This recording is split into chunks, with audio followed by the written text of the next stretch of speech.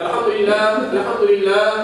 لله الذي جعل صلاة الجمعة من شعائر الإسلام وفرضها على أمة محمد عليه الصلاة والسلام لتكون مكفرة للذنوب ومطهرة للآثام. نشهد أن لا إله إلا الله وحده لا شريك له الذي يكرم المؤمنين والمؤمنات برؤية جماله في دار السلام، ونشهد أن سيدنا وسندنا ومولانا محمدا عبده ورسوله المبعوث بالدعوة وهي إلى دار السلام، صلى الله تعالى عليه وعلى آله وأولاده وأزواجه وأصحابه وأتباعه وخلفائه الراشدين المرشدين المهديين من بعده ووزرائه الكاملين في عهده، خصوصا منهم على الأئمة خلفاء رسول الله على التحقيق، أمير المؤمنين حضرة أبي بكر وعمر وعثمان وعلي وعلى بقية الصحابة والتابعين رضوان الله تعالى عليهم أجمعين. أيها المؤمنون الحاضرون، اتقوا الله وأطيعوه، إن الله مع الذين اتقوا والذين هم محسنون. قال الله تعالى في كتابه الكريم: أعوذ بالله من الشيطان الرجيم، بسم الله الرحمن الرحيم. إنما يعمر مساجد الله من آمن بالله واليوم الآخر وأقام الصلاة وآتى الزكاة ولم يخشى إلا الله فعسى أولئك أن يكونوا من المهتدين. صدق الله العظيم.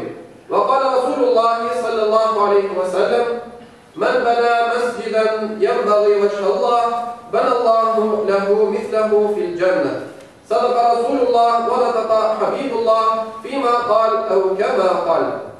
Çok aziz ve muhterem Müslümanlar, bizim bugünkü Cuma namazımızın hutbesi camilerin maddi ve manevi tiplenmesi hakkında olacaktır. İslam dini cemaat ruhuna büyük emniyet vergendir.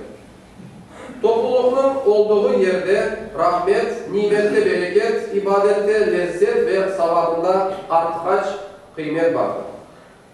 Bunun için 5 vakit namazının cemaatin edasında 27 derece artkaç savap verileceğine vaat edilgendir.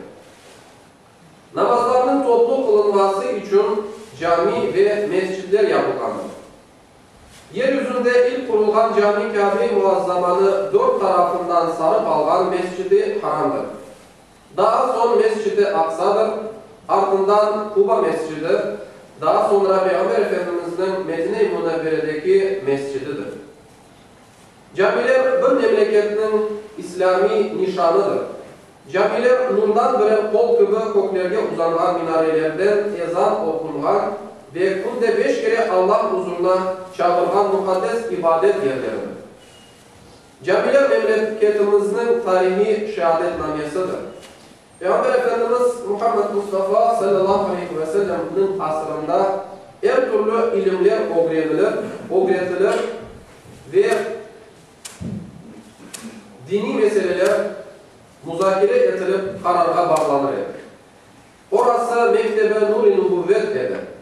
Peygamberimiz orada vicdanlarını terbiye etken, akıllarını burada okutkan ve iman esaslarını burada tebliğ etken, eshabının suallerine cevap verir dedi. Cenab-ı Hak bizim mukaddes kitabımız Kur'an-ı Kerim'de buyuruyor ki, Allah-u Teala'nın mescitlerini ancak Allah'a ve ahiret gününe iman etken, namazını dost doğru kılgan, zekatını vergen ve Allah'tan başka hiç kimseden korkmaganlar durarlar. İşte doğru yolda erişmelerini umutlular bunlardır. Camilerini kurmak demek sadece inşa edip boyalanması değildir. Böyle zannetmek camilerin kurulma gayesini unutmak olur.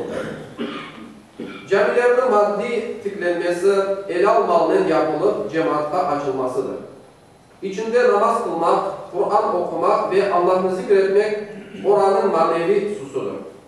Vaaz, nasihatlar ve ilmi konuşmalar camilerinin manevi susudur. Bir hadis-i şerifte buyurulur ki, kim Allah'ın rızasını diler, bir mescit bina etse Allah-u Teala cennette onun bir benzerini yapar. Allah-u Teala'nın buyukluğunu ve ondan başka hiçbir ilah olmaganının ilanı günde 5 kere minarelerden yükselingen, eylerine namazga, suçlularını felakka davet etken ezan-ı Muhammediye yüce bir davettir. Bu tekbirlerden müminlerinin kalpleri huzurga, kok yüzü nurga harp olur. Hazreti Ömer dedi ki, mescitler Allah-u Teala'nın evleridir. Namaz kılgan da oranın ziyaretçisidir. Ziyaret olungan, ziyarette gelgende elbette ziyafette bulunacaktır. İçi cemaatsız camiler boynu hukuk, oksuz ve gariptir. Kafesinin değeri bülbülden olduğu gibi caminin kuvancı cemaatlendir. Allah-u Teala cümlemizden Allah-u Teala'nın mescitlerini, camilerini maddi ve manevi tarafından tıklayan kullarından eylesin. Ela inne ahsanel kelam ve ablağın nizam kelamullahi meliki azizil allam kema kâle Allah tebareke ve teâlâ fil kelam ve izâ kuri'el Kur'an festemi'u leh ve ansitu leallekum turhamun.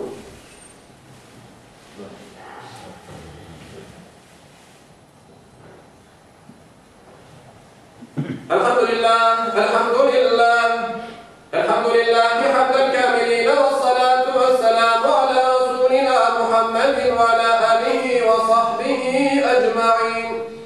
Ta'zîmen li nebiyyihi ve tekrîmen li fehâmeti şâni şerefi safiyy.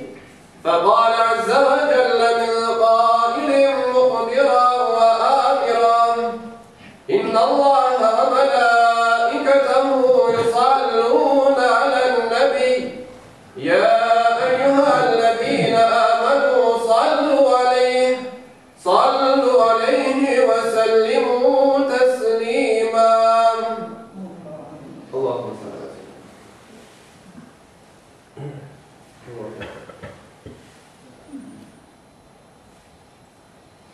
عباد الله إن الله يأمر بالعدل والإحسان وإيتاء ذي القربى وينهى عن الفحشاء والمنكر والبغي يعظكم لعلكم تذكرون. Sayın Müslümanlar, geçen cuma namazımızda toplamdan sadakanın miktarı 1161 dinar. Toplam olarak ise 66.770 dinar. Allah-u Teala vermiş sadakalarımızla kılacak cuma namazımızını ve cümle ibadetlerimizini kabul ve kabul edin.